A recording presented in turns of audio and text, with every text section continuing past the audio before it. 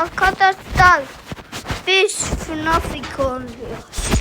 I'm here to talk you through some of the things you can expect to see during your first week here and to help you get started down this new and exciting career path. Burada kimse Now, I yok want you to ki. forget anything you may have heard about the old locations. You know, some people still have a somewhat negative impression of the company. That old restaurant was kind of left to rot for quite a while, but I want to reassure you, Fazbear Entertainment is committed to family fun and above all, safety. They spent a small fortune on these new animatronics. Facial recognition, advanced mobility. They even let them walk around during the day. Isn't that neat? But most importantly, they're all tied into some kind of criminal database so they can detect a predator a mile away. Heck, we should be paying them to guard you. Now that being said, no new system is without its kinks. You're only the second guard to work at that location. The first guy finished his week who complained about conditions. We switched him over to day shift. So, hey, lucky people, right? Mainly he expressed concern that certain characters seem to move around at night and even attempted to get into his office. Now, from what we know, that should be impossible. That restaurant should be the safest place on Earth.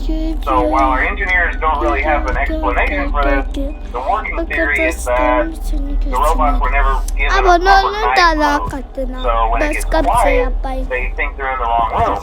So they go try to find where the people are, and in this case, that's your office. So our temporary solution is this. There's a music box over by the prize counter, and it's rigged to be wound up remotely. So just every once in a while, switch over to the prize counter video feed and wind it up for a few seconds. It doesn't seem to affect all of the animatronics, but it does affect one of them. And as for the rest of them, we have an even easier solution.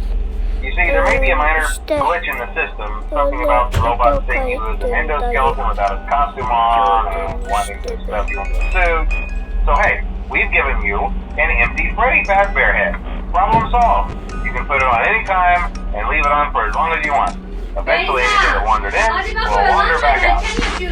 Something else worth mentioning is kind of the course modern design of the building. You may have noticed there are no doors for you to close. But hey, you have lights, and even though your flashlight can run out of power, the building cannot. So don't worry about the place going dark. Well, I think that's it. You should be golden. Check the lights, put on the Freddy head if you need to. Keep the music box wound up. Piece of cake. Have a good night. I'll talk to you tomorrow. Bak birisi gelse ben İdo'yu bekliyorum.